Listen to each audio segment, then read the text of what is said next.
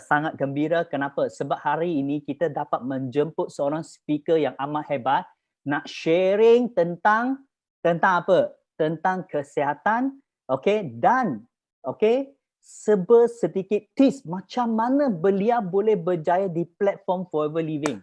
Nak tahu tak? Nak tahu, very simple. Sebelum saya menjemput speaker malam ini, yang biasa saya kata santai-santai bersama leader, okey? So beliau adalah seorang profesional iaitu doktor, okey. Yang paling penting dia adalah seorang orang kata bagi saya dia amat special sebab apa? Boleh dikatakan sekeluarga dia pun semua background profesional. Sebab apa? Husband dia pun pakar bedah. Anak dia pun doktor. Lagi seorang anak pun doktor. Lagi 2 orang pun commission pun doktor juga. So ini memang family doktor. So malam ini saya mencuba beliau nak sharing sedikit tips bersama anda. Okey, yang pertama beliau graduate daripada one of the local university dan buat postgraduate study dalam bidang medical psychology dalam Royal College of Surgery in Ireland. Wow. You tahu Ireland, from here to Ireland nak naik kapal perang berapa masa? I rasa lebih kurang dalam 28 jam. Kalau tak silap saya. Yang paling penting, beliau pernah bekerja di beberapa buah hospital dalam bidang surgery, sakit puan dan medicine. Yang paling penting, dia last bekerja di university private dan awam sebagai association professor dan bidang penyelidikan sebelum ini adalah dalam bidang hormones dan castration. Okay? Wow. Ayat ini I pun tak pernah tengok. Okay? So sekarang beliau adalah freelance, business owner dan terlibat dalam banyak program kebajikan dan NGO di seluruh Malaysia. So tanpa membuang masa kemasan kita, marilah kita senang saja tekan 1111 banyak-banyak sebagai tepukan untuk menjemput speaker malam ini iaitu Dr. Adiba. Kalau tak cukup banyak satu, saya takkan menjemput, doktor takkan keluar. Dia nak tengok berapa orang yang nak dengar sharing malam ni. Cepat tekan. Yes! Marilah kita memberi tepukan gemuruh kepada kita punya speaker malam ni iaitu Dr. Adiba. Yes, doktor, where are you? Good morning. Hi. Yeah, say hi. Kita satu-satu kepada doktor. Okay. Okay, thank you, Alex. Thank you. Okay, thank you. So can I start now? Yeah? Yeah, boleh. Okay, Assalamualaikum warahmatullahi taala wabarakatuh. Selamat pagi semua dan selamat bersantai-santai. Okay, saya letak santai-santai sebab saya tak nak orang stres. Saya tak nak stres so saya just letak santai, relax. Dan saya harap anda dapat belajar something yang penting insyaAllah malam ni. Dan hopefully anda boleh faham Kalau tak faham nanti boleh tanya. So saya just start terus presentation saya. Beberapa soalan yang saya dah susun supaya senang saya letak gambar, saya explain dan sebagainya. So mungkin tak cover the whole questions tapi I'll try my best untuk bagi seberapa banyak yang bertepatan dengan apa yang anda tanya So salah satu daripada soalan yang dikemukakan adalah mengenai sistem penghadaman mengenai usus. So usus ni kalau kita nak tengok ni adalah sistem penghadaman kita. Very special sebab dia bermula daripada mulut sehinggalah ke anus, ke tempat lubang kita buang air besar dekat bawah. Dan sistem penghadaman kita ni, setiap inci sistem penghadaman kita ni dia ada sel-sel yang khusus. Kebanyakan orang dia ada simptom-simptom sistem penghadaman yang contohnya apa?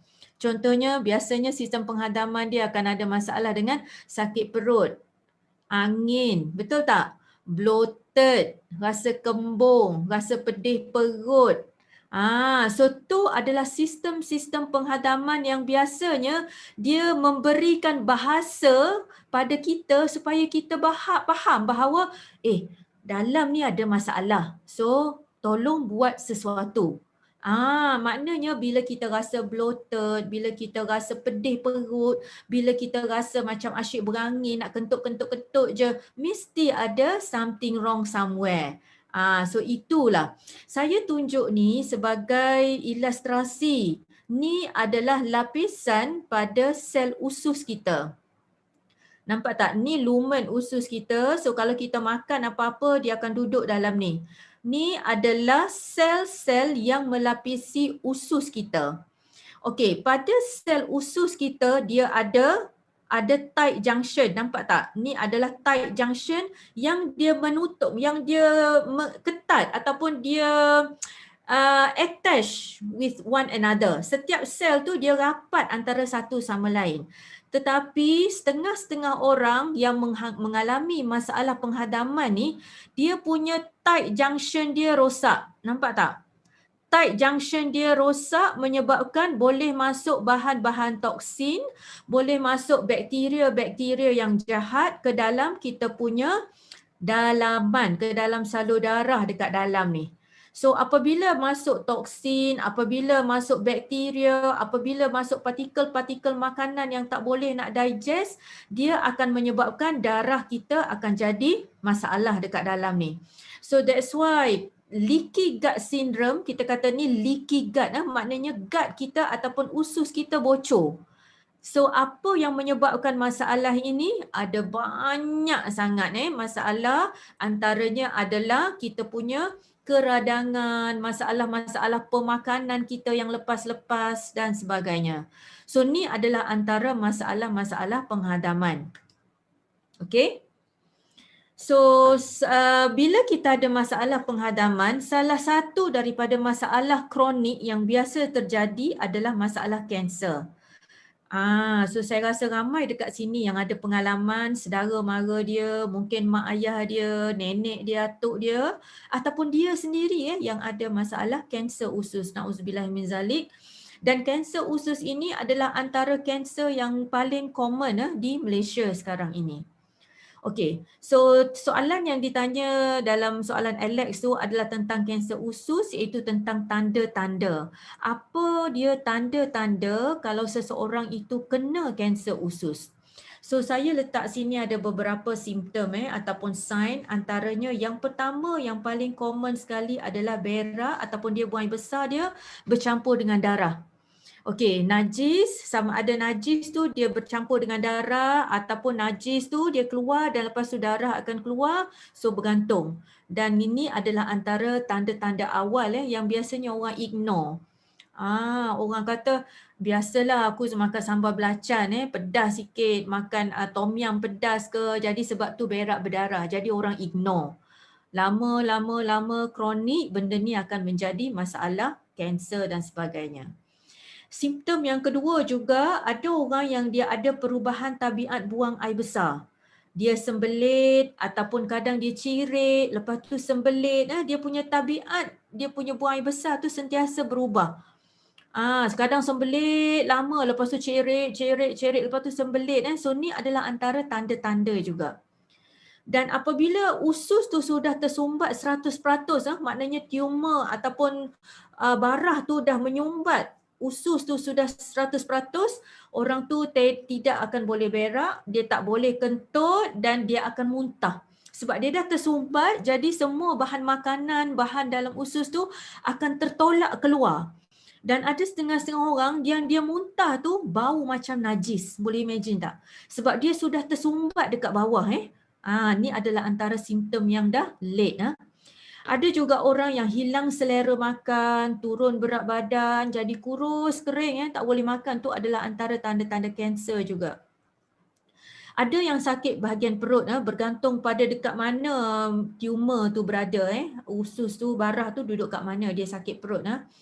Okey, dan ada juga orang yang tabiat dia pergi ke tandas, dia rasa macam nak berak, nak buang air besar, tapi tak boleh keluar najis tu. Rasa nak berak tapi tak keluar, berapa kali pergi toilet. Ini sebab kanser dia ataupun tumor dia tu, dia duduk dekat bahagian paling bawah sekali, dekat bahagian rektum. So bila kanser tu duduk dekat bahagian bawah, dekat bahagian nak keluar tu, dia akan bagi sensation pada kita, dia bagi signal sebenarnya dah ada rasa ni macam ada najis tapi dia sebenarnya adalah kanser yang duduk situ.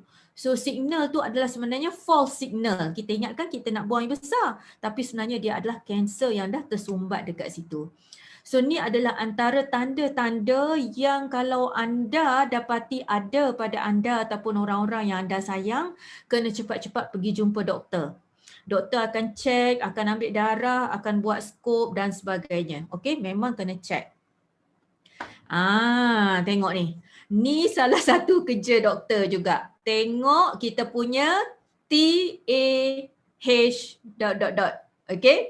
So ni adalah kerja kami juga yang biasanya kita tengok kenapa, bagaimana, bila sebenarnya benda ni penting untuk kita untuk kita tahu. Memanglah, memang makruh kan tengok najis. Kalau dari segi Islam tu ya, saya faham Ustaz, memang makruh. Tetapi at least bila kita buang air besar, kita rasa macam tak sedap hati, ada benda yang tak kena glance, tengok, jenguk sekejap. Oh okey, normal, tak apa. So dalam medical, kita bahagikan kepada beberapa jenis najis yang keluar, sebab daripada observation najis ni kita boleh tahu apa masalah kita. Okay, so kalau najis yang normal biasanya yang ni. Siapa yang selalu sembelit tu yang ni. Selalu sangat sembelit, najis dia keras. So berhati-hati, anda kena buat sesuatu. Mungkin ada dalam pemakanan anda yang lack of something. Nanti kita tengok kejap lagi.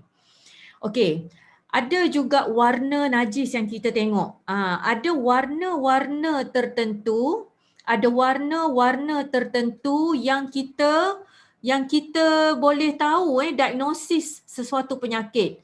Ada yang warna jernih, ada najis yang warna hijau, ada yang warna merun, ada yang warna merah, okey, disebabkan darah dan sebagainya. So semua benda ni adalah something yang you all kena alert ataupun kena tahu apa sebenarnya masalah pada badan kita. Okey. So punca kanser usus ni dia ada banyak.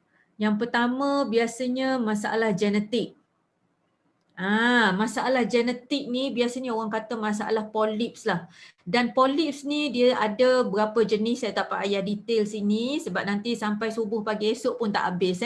So masalah genetik ada juga yang menyebabkan kanser usus. Yang paling common adalah masalah pemakanan. Yang ni yang paling common. Siapa yang suka fast food, siapa yang suka daging merah, kurang fiber, dalam nasi dia tu ada nasi, ada lauk saja, tak ada sayur, tak ada buah. So masalah-masalah pemakanan inilah yang boleh menjadi penyebab atau punca kepada kanser usus juga. Okey, dan faktor risiko lain adalah bila dah melebihi umur 50 tahun. Faktor risiko ni bukan penyebab tapi dia adalah risk factor yang menyebabkan kita ada high tendency untuk kena kanser. Tapi sekarang ni kita tak tengok umur tua dah. Ada orang muda yang kena kanser pun dah ramai kan sebab masalah pemakanan. Family history ataupun sejarah keluarga. Okey, sejarah keluarga yang ada kanser, contohnya yang ada kanser usus juga, kanser ovari, kanser rahim. Yes, ada yang umur 30 pun dah kena, betul. Alkohol, siapa yang selalu ada pengambilan alkohol, it's one of the risk factor juga untuk dapat kanser. Okay, obesity, this is one of the risk factor. Siapa yang belum capai berat badan ideal, tolong usahakan untuk capai berat badan yang terbaik supaya kita boleh avoid risk of cancer. Dan obesity ni dia bukannya risiko kepada kanser usus sahaja, malah dia risiko kepada pelbagai jenis kanser yang lain. Okay, so just be careful. Merokok, yes, ada lebih daripada 30 jenis toksin dalam rokok. So merokok juga adalah risk factor kepada kanser usus juga. Okey. So cuba tengok, saya tunjuk gambar-gambar ni supaya anda alert bahawa inilah yang akan berlaku dalam usus kita kalau kita tak buat apa-apa dari sekarang. So please, berubahlah dari sekarang supaya kita tak dapat benda-benda ni. Okey, ni usus kita Usus kita ada 1, 2, 3, 4 section section utama. So kanser kolon kalau kita scope scope ni adalah kita masukkan tube, dia macam sebesar ni tube, kita masukkan daripada bawah, okey, daripada tempat buang air besar tu adalah colonoscope. Okey, kita masukkan daripada bawah dan kita nampak tak ni? Ni dah kanser dah ni. Ni yang dah bleeding kanser yang dah bleeding, yang dah duduk pada usus besar kita. Dan bila dah sampai tahap ni memang tak boleh nak simpan dah. Tak boleh nak buat apa minta maaf lah, nak simpan buat apa dah, kena buang. So orang yang kena buang usus ni, kalau you all pernah tengok Masya Allah, yang sampai kena pakai beg dekat luar, pernah nampak tak yang dia pakai colostomy bag, jadi dia buang semua najis dia apa semua dalam beg tu. So saya doakan semua anda yang ada dekat sini, semua ada 400 orang lebih ni, tolong insya-Allah supaya semua tak kena dengan benda ni. Kita tak nak anak cucu cicit kita pun jangan kena. Okey, amin ya rabbal alamin. So kalau you all ingat ada beberapa orang selebriti jugalah yang memang menemui ajal juga dengan kanser usus ni. Kalau you ingat pelakon Black Panther, ingat tak Chadwick Boseman ni meninggal selepas 4 tahun didiagnose colon cancer. Okay, tapi dia simpan maknanya semua peminat-peminat dia tak tahu. Once dia meninggal tu barulah tahu bahawa diagnosis colon cancer dia dah stage 3. Okay. So pelakon Abu Bakar Juah juga baru meninggal baru ni kanser usus dan kanser hati Ni pelakon Malaysia kita, innalillahi wa inna ilaihi rajiun. Dan kalau siapa yang tahun-tahun 70-an lahir tahun 70-an 80-an, you all mesti pernah tengok cerita Charlie's Angel, betul? So Charlie's Angel, dia punya pelakon dia Farah Fawcett ni juga meninggal due to anal cancer. Okay, ataupun kanser usus dekat bahagian anus So kanser ni dia tak mengenal sesiapa. Dia tak kira tua atau muda, dia tak kira kaya atau miskin, dia tak kira anda doktor ke, bukan doktor ke, suri rumah ke, Melayu, India, Cina, semua ada risiko. Okey, untuk dapat kanser. So berhati-hati